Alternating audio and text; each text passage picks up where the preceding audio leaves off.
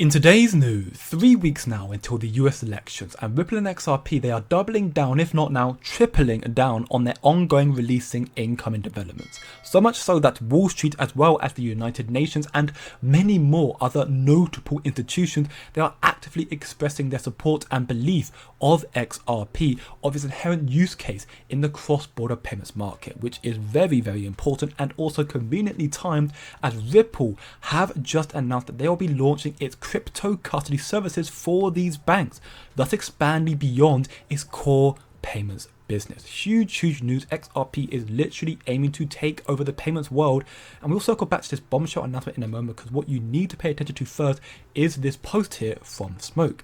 The United Nations report on open regulated global payments internetwork, a huge deal. So once more, an international institutional document of this incoming payment rails, and there are multiple mentions of Ripple and Stellar, as we can see here, and the International Protocol and ISO 20022. Very big news. So Ripple is recognized by leading institutions, which is what will make their crypto custody services for these banks that much more credible and that much more important, an incoming major catalyst for the mass adoption of XRP, and therefore likely a price explosion. And that is not all, because we also have another thing for the United Nations right here.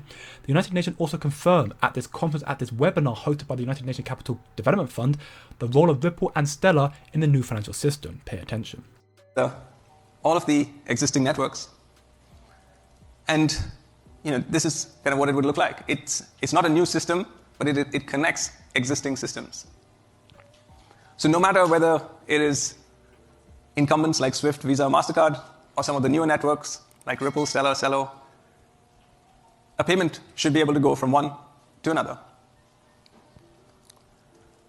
So we see this happening in 3 phases. The first is account addressing. So this is a global directory that would allow you to address a payment in the same way you have an email address. The second is tokenized compliance, reducing or rather finding efficiencies in compliance to reduce the cost. And the third is real-time settlement of funds.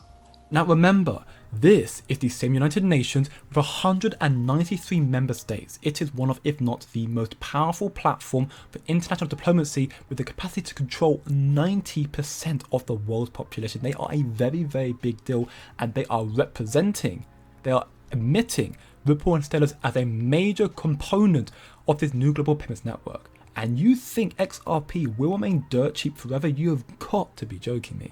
Ripple have many deep connections. There are loads that believe in Ripple and XRP, even with Wall Street here. For example, in this Swift report, you have Wells Fargo, who is looking at this area using Ripple and therefore also using XRP. Cross-border payments, clear as day, and that is also why there's currently an ongoing race to launch an XRP ETF, from Grayscale to XRP Trust, Bitwise to the XRP ETF, and Canary Capital to the XRP ETF as well. Many more. I would not be surprised to see many more major crypto funds on Wall Street actively, aiming to launch an XRP ETF very soon, because they are now actively disregarding the opinions and legal proceedings imposed by Gary Gensler and his SEC. This is also why I'm so bullish and optimistic for the incoming imminent crypto and XRP price pump. The incoming elections, 3 weeks away now, will be pivotal for XRP in my opinion, especially because Ripple CLO Stuart Oldrotty recently sent $1 million in XRP to Kamala Harris. So Ripple are actively endorsing and supporting both political parties, it seems, hedging their bets depending on who wins.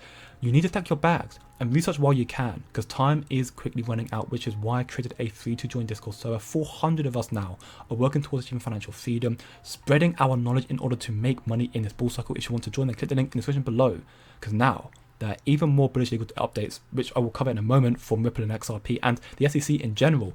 But firstly, you need to listen to this major bullish announcement of crypto custody storage for banks that Ripple and XRP will be launching.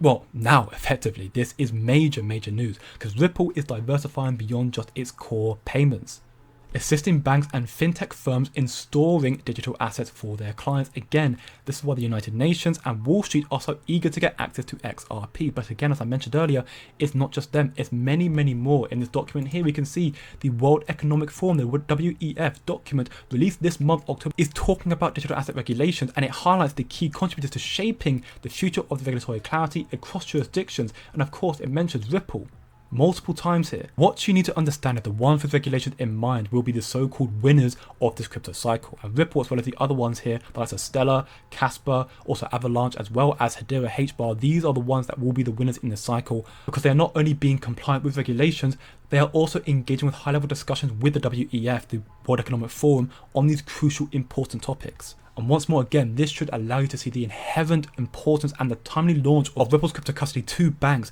to these leading institutions. It will be integrated to the XRP Ledger blockchain, very, very big news. So we will see more liquidity flow through, which will increase the adoption of XRP, especially considering some of the Ripple have some major clients, the likes of HSBC, also DBS Bank, as well as the BVA, Forge, Rulemaking, Archex, Futureverse, and so many more. This is massive, massive news, and all of this is possible because Ripple's acquisition of Metaco, which happened recently, a firm that specializes in crypto storage, and Standard Chartered, who specialize in enhancing its crypto custody offerings. Those acquisitions happened months ago, if not years ago now. That tells you how many steps ahead Ripple and XRP are, how long they've been planning for this inevitable outcome of XRP to take over the financial world. Literally, the only thing holding XRP's price back right now is the SEC. It's the legal battle and the lack of regulatory clarity. It is the SEC and Gary Gensler. And I am sure Ripple would have wanted to release all these developments earlier in the year, but they didn't due to the lawsuit right now. But at the stage of the game, with Congress and Wall Street against the SEC, all of crypto against the SEC, even the SEC commissioners are against the SEC, it seems that Gary Gensler's demise, the SEC, is going to be destroyed. It's going to be, the demise is set in stone, effectively. As we can see here from Brad Garlinghouse, Bitnomial recently filed a suit against the SEC to prevent them overreaching the statutory authority to stop them preventing Bitnomial's XRP futures. As Brad Garlinghouse puts it here, this is a new low for the SEC, lowest it ever sunk. And in my opinion, truthfully, regardless of who is elected, whether it be Trump or Kamala Harris, I fail to see a world where Gary Gensler remains as the chairman of the SEC.